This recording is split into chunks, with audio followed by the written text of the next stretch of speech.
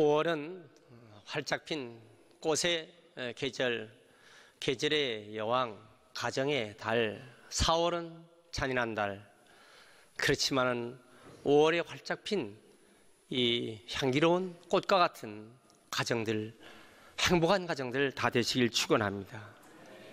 행복한 가정이 되는 것, 그 하나님의 뜻입니다. 하나님께서는 이 땅에 두 개의 기관을 세우셨어요. 하나는 가정입니다. 또 하나는 교회입니다. 가정은 작은 교회예요. 교회는 큰 가정입니다. 이 두 기관이, 가정과 교회가 든든히 설 때 민족과 국가가 바로 되는 것입니다. 먼저 우리 가정들이 다 행복한 가정이 되어야 할 줄 믿습니다. 미국 대통령으로 존경받는 링컨 대통령이 있습니다. 그런데 그보다 또 견주는 아주 존경받는 대통령 프랭클린 루즈벨트 대통령이 있습니다. 대통령을 4번이나 사선했던 루즈벨트 대통령은 대통령 되기 전에 단란한 6남매를 기르고 있었던 가장이면서 가정을 행복하게 잘 이끄는데 어느 날 갑자기 자기 다리에 이상이 옵니다. 그래서 자기 다리가 마비된 것이에요. 자기 다리를 움직일 수가 없습니다. 한순간 장애인이 되었습니다. 자, 6남매가 있는데 움직일 수 없는 다리, 휠체어를 타고 평생을 살아야 하는데 그 아내 엘레나라고 하는 그 와이프가 친척들로부터 이런 말을 듣습니다. 아니, 6남매를 어떻게 부양하려고 해? 지금 빨리 헤어지는 게 좋지. 빨리 결정하라고. 평생을 어떻게 저렇게 살겠어? 대통령 되기 전의 이야기입니다. 네, 그때 이 엘레나 그의 아내가 이런 말을 했습니다. 나는 내 남편의 다리를 보고 결혼한 게 아닙니다. 나는 내 남편을 사랑하기 때문에 결혼했습니다. 그래서 자기 남편을 사랑하는 그 마음, 결국 남편을 세워 미국 사선이라 하는 위대한 대통령, 그 1930년도 세계 대공황이 일어나는 그 시절, 엄청난 대역사를 일으킨 위대한 대통령이 되었습니다. 여러분, 아내가 있었기에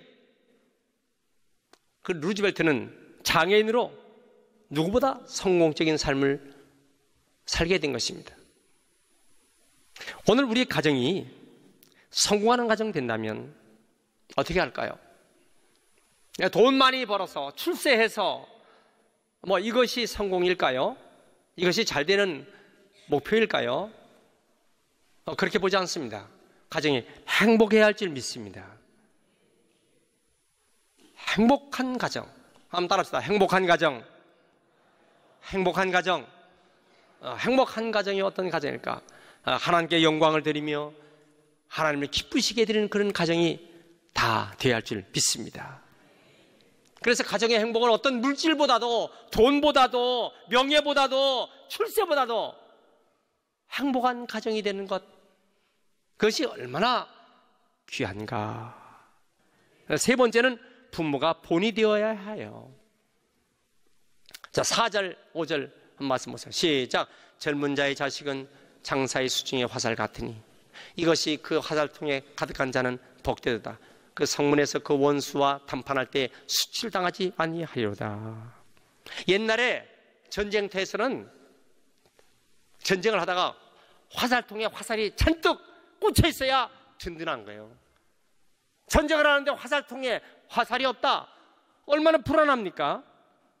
대적 앞에 당당하려면요, 이 화살통에 화살이 가득 꽂혀 있어야 되는 거예요. 자, 그런데 이 화살 보세요, 모습. 화살은요, 활과 화살이 있어야 돼요. 자, 화살이 잘 나가려면요, 화살이 정확한 목표를 가려면요, 활이 좋아야 됩니다. 활시우를 당기는 거야. 활시우가 부러지거나 활시우가 약하면 안 되는 거예요. 활이 좋아야, 그리고 방향이 좋아야, 그리고 활을 쏠 때 어떻게 합니까? 딱 숨을 멈추고 정확한 목표를, 관역을 향해서 쏴야 명중하는 거 아니겠습니까? 여러분 보세요. 장사의 수중의 활이라고 그랬어요. 장사의 수중의 활, 부모가 활이고 자녀는 화살이에요. 부모가 쏜 대로 자녀는 화살이 날아가는 것입니다. 그럼 부모가 어디다 쏘는 것입니까? 어떤 부모가 귀한 부모냐고요? 관역이 하나님의 말씀을 향하여, 말씀의 초점을 향하여 자녀를 거기다 쏴야 되는 것인데 어디다 쏘고 있어요? 세상에다 쏘는 거예요. 지금 빗나가는 것입니다. 영어로 빗나간다, 죄 짓는다, 이걸 missing the mark라고 합니다. 마크란 말은 관역에서 빗나갔다는 뜻이에요. 여러분 보세요. 하나님의 말씀의 관역에 맞춰야 되는데 세상 관역에 가다 맞추는 거예요. 세상으로 빗나가는 거야. 야, 교회 가는 것보다 학원 가. 하나님 말씀 열심히 읽으라고 안 하고, 야, 1등 해. 야, 너 좀 기도 좀 해. 이런 게 아니라, 야, 빨리 가서 공부해. 그러면 여러분, 그렇게 쏜 화살이 나가서 정말 세상에서 지도자가 됩니까? 정말 세계를 지배하고 세상을 지배하는 그런 위대한 자녀가 됩니까? 이 유대인들의 자녀 방법을 알아야 돼요. 이 유대인들의 자녀 교육은요, 부모가 자녀 화살을 어디다가 쏜다 하세요? 하나님의 말씀, 토라, 하나님의 말씀의 관역을 맞춰 쏘기 때문에. 그러면 세상에서 꼴등합니까? 유대인의 자녀들은 하나님 말씀의 관역을 향해서 쏘기 때문에 하나님 말씀을 읽고 그 말씀을 묵상하고 그 말씀을 실천하고 주의를 지키고 성전을 귀하게 여기고 말씀대로 11조임을 제대로 드리고, 그런 자녀들은요, 세상에서 다 지도자가 되어서 이 땅에 노벨 평화상을 비롯한 노벨 학문의 모든 학문의 노벨상이에요. 33%가 넘는 것이 유대인들이 차지하고 있는 이유가 뭡니까? 부모가 자녀를 지금 어디다 초점을 맞추고 쏘느냐, 그 말입니다. 오늘 세상에서는 세상의 부모들이 자기 자녀를 전부 다 하나님 말씀이 아니면 딴 데다 쏘기 때문에 나중에 이렇게 자라서 눈물의 씨앗이 되어갖고 자신의 가슴과 마음에 박히고 부모님 가슴에 피눈물 나게 만드는 거예요. 오늘 부모님의 눈에 피눈물을 흘리는 자녀가 왜 그렇게 됩니까? 부모가 그 화살을 어디다 쏘고 있는 거냐고요. 하나님 말씀을 따라서 기도하게 하고 말씀에 순종하게 하고 이런 게 아니라 전부 다 세상에다 쏴버리니까. 그래서 여러분, 오늘 우리는 우리 자녀들을 잘 양육시키는데 몇 가지 요소가 있어요. 첫째, 욕심을 버려야 됩니다. 요새 가정 파괴의 제일 요인이 돈이야. 돈 때문에 가족을 등한이에요. 돈 때문에 형제 우애가 없어. 돈 때문에 불효자가 생겨. 돈을 하나님처럼 섬겨. 모든 가치를 돈으로 환산해요. 야고보서 1장 15절에 뭐라 그랬어요? 욕심이 잉태한 즉 죄를 낳고. 시작. 욕심이 잉태한 즉 죄를 낳고, 그 다음 죄가 장사한 즉 사망을 낳느니라. 여러분, 자녀의 욕심을 제거해야 돼요. 그러기 위해서는 부모의 욕심을 제거해야 돼요. 여러분, 우리가 하나님 성전에서 예배를 드리면서 부모의 욕심을 제거하는 자세가 여러 가지가 있지만은 11조 예물 드리죠. 11조 생활, 믿음의 표시요, 감사의 표시인데, 부모가 돈에 대한 욕심을 버리는 것 중에서 먼저 첫 모범이 뭐냐? 11조 드리는 거예요. 이 11조가 얼마나 아까운 건데 이걸 드려? 돈의 욕심 때문에 못 드려. 자식이 다 알아요. 11조를 드리는 부모님, 자식이 볼 때 저 소중한 물질을 하나님 앞에 욕심을 버리고 저렇게 드리다니 존경합니다. 그런 자녀, 그렇게 양육받은 자녀는 자기의 돈의 욕심을 버리기 때문에 하나님을 사랑하고 세상을, 사람을 사랑하고 세상을 돕고, 그래서 성장할수록 많이 도와주는 사람이 되어 욕심이 없으니까 이래서 잘 되는 것입니다. 술 먹은 부모에서 자란 자녀 술 배우는 거예요. 헌신하는 부모 밑에 자란 자녀 헌신 배우는 것입니다. 자녀가 헌신을 배워서 욕심을 이기는 능력을 키우면 그 자녀는 반드시 훌륭한 자녀가 될 줄 믿습니다. 이 욕심을 제거하지 않으면요, 나는 자녀 때문에 너무너무 고생이 많아. 무자식이 상팔자야. 무자식이 상팔자라는 탄식이 왜 나옵니까? 어릴 때부터 자녀가 내 중심, 내 욕심, 내 하고 싶은 대로 이렇게 살았던 자녀이기 때문에 나중에 자식 때문에 기쁜 일이 없는 거예요. 여러분, 우리 자녀를 잘 양육하는 부모가 되시길 축원합니다. 또 부부가 서로 존중해야 돼요. 자녀가 가장 원하는 것이 뭐예요? 엄마 아빠가 서로 존중하는 모습이죠. 그래야 아이들이 안정감 있게 살았는데 한밤중에 막 아이들 앞에서 싸워, 큰 소리 내고 싸워, 집어던지고 싸워, 사네 못 사네, 이 아이들이 얼마나 불안합니까? 그것을 듣고 그것을 눈으로 보고. 아이들이 이렇게 해서 자라서 아이들이 잘 자랄 수 있겠어요? 여러분, 이런 말이 있잖아요. 둥우리가 삐뚤어진 둥우리에서는 온전한 알갈, 결안, 아름다운 결안이 만들어질 수 없다는 거예요. 둥우리가 삐뚤어지는데 아름다운 결안이 만들어집니까? 우리의 가정에 이 보금자리가 어떤 보금자리인데요? 부부가 생각 없이 툭 던진 말, 그것 때문에 부부의 마음이 괴로워. 아이들 마음에 상처를 줘. 자녀들 앞에서 배우자 흉보지 말아야 돼요. 정말 배우자를 흉보려면요, 교회 와서 흉보라고요. 성전 앞에서, 하나님 앞에. 하나님, 너무 억울해요. 너무 억울해요. 내 배우자가 너무 나를 속상하게 합니다. 하나님, 손 좀 봐주세요.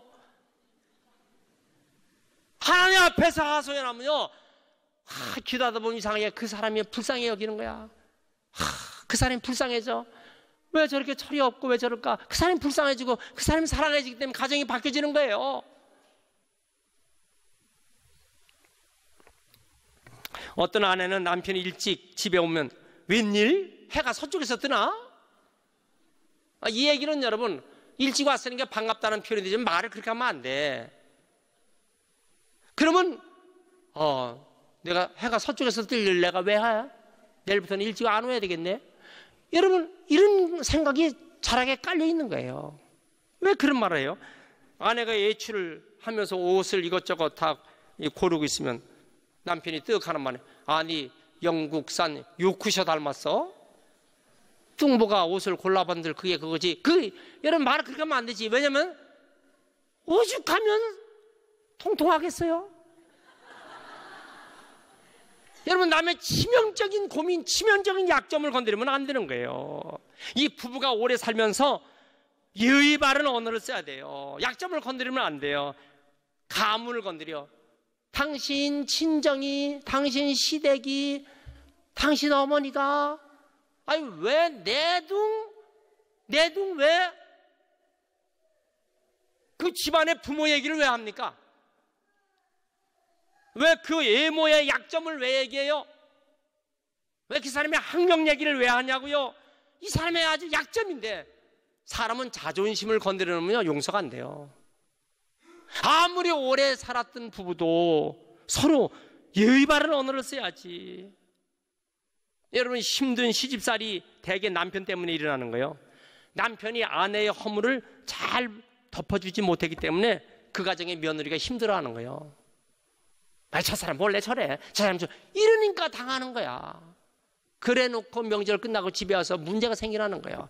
왜 그 약점을 왜 덮어주지 못합니까? 부부가 서로 허물을 덮어주고 서로 존중하는 언어를 쓰고, 때로는 재미있는 농담도 하지만은 항상 언어가 예의를 지켜줘야지요. 그걸 자녀들이 듣고 볼 때 자녀들이 부모를 존경하게 되는 거예요. 할렐루야, 아멘 합시다. 세 번째는 책임감이 있어야 돼요. 여러분, 부부가 서로 존중해 주는 거 좋지만은요, 부부가 자기 책임감을 가져야 돼요. 그래야 존중성이 더 높아지는 거예요. 남편이 돈에 욕심이 없는 건 좋지만은 아내와 자식을 먹여주는 문제에 무책임하다, 자기만 뺀도로막이 하고 처자식이 지금 굶어 죽어도 책임이 없다, 그게 되겠어요? 처자식을 위해서는 어떤 자존심도, 자존심 상하는 일이라도 그걸 다 해내야 돼요. 자녀는 부모가, 자기 부모님이 3D 직종에 해는 더럽고 치사하고 진짜 하기 싫은 일도 거기에 종사하면서 책임감 있는 모습을 볼 때 자녀는 부모님을 존경하는 거예요. 저렇게 힘든 일을 하는 우리 아버지, 우리 어머니, 이래야 존경하는 거 아니겠습니까? 아내도 마찬가지예요. 가정을 부양하고 먹여 살리는데 책임감을 다해야죠. 조금 자가 하기 힘들다고 그냥 포기해버리고 내팽개치고 그러면 그건 누가 가정을 책임집니까? 존경받는 가정 되려면요, 힘들고 어려도 책임감을 다 감당하시길 축원합니다. 할렐루야. 사람은 책임감을 갖고 있는 사람 보면 든든합니다. 사람이 집 밖에서는 막 강하고 당당하지만은 집 안에서는 든든한 것이 매력이에요. 집 안에 부모가, 어머니와 아버지가 든든해야지요.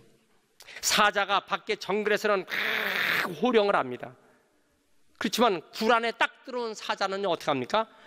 발톱을 다 감추고 꼬리치면서 자기 집으로 들어오는 거야. 사자가 자기 집에 와서 큰 소리 치는 사자 없어요. 여러분, 가정 밖에서는 큰 소리를 쳐도 가정에 들어오면 부드럽고 그리고 의지할 만한 남편, 아빠가 되어야 할 줄 믿습니다.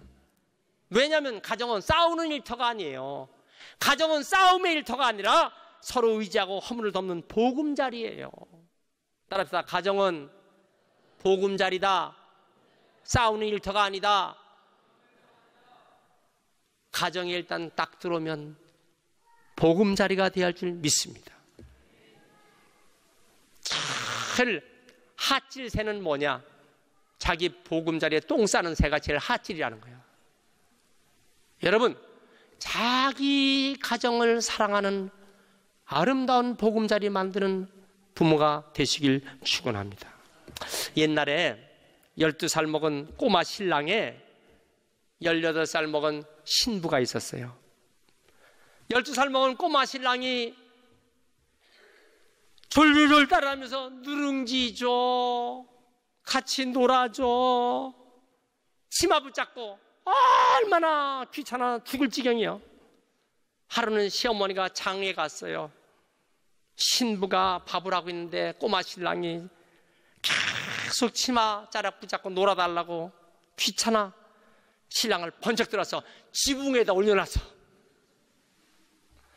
그러니까 지붕에 올라간 꼬마 신랑이 막 앙앙 물어대기 시작합니다.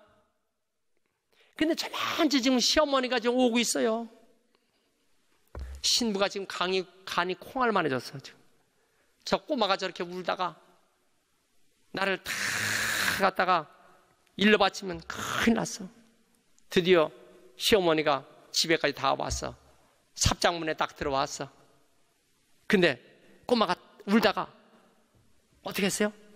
그 신랑이 눈물을 딱 그치고서 이런 말을 합니다. 색시야, 여기 큰 우박 딸까? 작은 우박 딸까? 야, 그때 18살 신부는 자기 허물을 덮어준 신랑이 너무 고마워서 저 신랑이 지금은 어려도 앞으로 든든한 남편이 되겠구나. 그래서 그 꼬마 신랑을 잘 받아서 훌륭한 남편으로 만들었다는 거 아니겠습니까? 아멘 좀 해요. 따라합시다. 남편은 꼬마 신랑. 남편은 여러분, 가정은요 다 이렇게 연출하는 거야. 가정은 다 연출하면서 하는 거야. 할렐루야. 우리나라 속담이 나쁜 속담이 있어요. 그 중에 하나가 뭐냐면 암탉이 울면 집안이 망한다고. 이거 바꿔야 됩니다. 여러분, 암탉이 울면 알을 깝니다. 요새 부동산으로 돈 버는 것은 다 여자들이에요. 남자는 대개 돈을 못 벌어요. 돈은 여자가 모으는 거예요. 성공하려면 암탉이 울어야 합니다. 가정이 잘 되려면 암탉이 울어야 합니다. 왜 암탉이 웁니까? 대개 보면 수탉은 책임감이 없어요. 수탉은 일만 저지릅니다. 여러분, 부모가 책임감이 없으면 자녀의 존경을 받지 못해요. 부모가 책임감을 갖고 열심히 살면 자녀도 책임감을 가지고 잘 성장할 줄 믿습니다. 여러분, 가정을 잘 지키시길 바랍니다. 베드로전서 3장 7절에 보면 남편들아 이와 같이 지식을 따라, 자, 시작. 남편들아 이와 같이 지식을 따라. 지식을 따라. 그만, 남편이 좀 가정이 뭐고 아내가 어떠고 이걸 좀 알고 이런 지식이 있어야지. 시작. 남편들아 이와 같이 뭐예요? 지식을 따라 너희 아내와 동거하고 그를 또 연약한 그릇이요 또 생명의 은혜를 함께 이어받을 자로 알아. 귀히 여기라. 이는 너희 기도가 막히지 아니하게 하려 함이라. 아내가 연약한 그릇이라 말이에요. 약한 그릇이라고요. 그 약한 연약한 그릇을 대고 함부로 말하고 말입니다. 함부로 행동하고, 그럼 기도가 막혀서 안 되는 거예요. 여러분, 우리가 모든 사람을 다 귀히 여기지만 특별히 아내를 귀히 여기는 가정이 기도가 막히지 않는 것입니다. 여러분들 가정에 이런 축복이 임하길 축원합니다. 식구들 앞에 다 진실해야 되지만 진짜 위대한 사람 뭐예요? 아내로부터 존경받는 남편이에요. 아내로부터 존경받는 남편은 천하를 얻는 사람이에요. 목사도 강단에서 설교하기는 쉽지만은 아내 앞에서 설교하기는 참 어려워요. 그렇기 때문에 목사가 아내가 없는 자리에서는 설교를 진짜 잘합니다. 그래서 부흥에 나가면 은혜들 받는 거야. 어쨌든 여러분, 참 목사도 최선을 다해서 기도가 막히지 않게 하려고, 은혜가 막히지 않게 하려고 목사도 노력을 하는 거야. 여러분, 오늘 우리가 사랑받는 배우자, 존경받는 부모가 되기 위해서는 힘써야 합니다. 우리가 짧은 인생을 살아가는데 이 짧은 인생에서 가족끼리 서로 사랑하고 아끼고 살기도 너무 아쉬운 인생길인데 왜 가정이 이 짧은 인생을 살면서 사랑하지 못하는 이 비참한 가정이 돼서는 되겠어요? 여러분, 가정을 사랑하시길 바랍니다. 가정을 사랑합니다. 내 마음을 다하여 사랑합니다.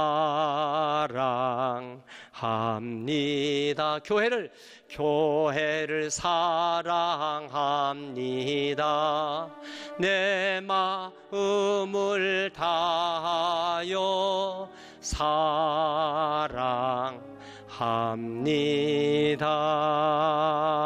할렐루야. 여러분, 로마 제국이 멸망한 것은 정치적인 이유일까요? 정치 못해서 그럴까요? 아니면 군사적 이유일까요? 군사들이 반란을 일으키고 군사력이 약해서 그럴까요? 천만의 강력한 군사, 로마의 법, 로마 12동판법, 유스티니아누스법, 최고의 법, 최고의 체제, 최고의 행정력을 갖고 있는 로마가 왜 망했을까요? 성도덕 문란으로 가정이 파괴됐기 때문입니다. 그래서 나라가 망한 거예요. 그래서 로마의 철학자 세네카는 이런 말을 했어요. 가정으로 돌아가서 가정을 지켜야 로마가 삽니다. 로마의 제일 발달한 시설이 공중목욕탕, 목욕시설이었습니다. 부패하고 음란하고, 그래서 가정이 파괴되고, 그래서 로마가 망한 거예요. 가정을 잘 지킬 때는 인내가 필요합니다. 말을 할 때, 우리는 우리 가정은 행복할 수 없어, 우리는 잘 될 수 없어, 우리는 끝장이야, 그래 포기하면 안 돼요. 힘든 날이 지나면 좋은 날이 온다. 가족이 서로 오손도손 좋은 날이 온다. 이것을 준비하면서 인내해야죠. 우린 그 소크라테스 예화를 듭니다. 이 소크라테스는요, 아테네 거리를 달면서 철학자니까 젊은 사람들에게 놀라운 그런 강연을 하잖아요. 인기가 있습니다. 근데 집에 들어오면요, 난리가 나는 거예요. 왜냐면 그의 와이프 크산티페가 아주 악처거든요. 저 물들어본 거 보세요. 손님들이 집에 왔어요. 선생님 말씀 더 듣기 위해서 왔습니다. 그러니까 이 자기 아내가 큰 소리로 막 소리 치면서 어디서 저런 인간들을 막 데려왔냐고 그러니까 쉬, 손님이 왔어. 그러니까 더 큰 소리로 막 치면서 결국 물을 갖다가 자기 남편 머리에다가 확 들여 부은 거 아니겠습니까? 왔던 손님들이 선생님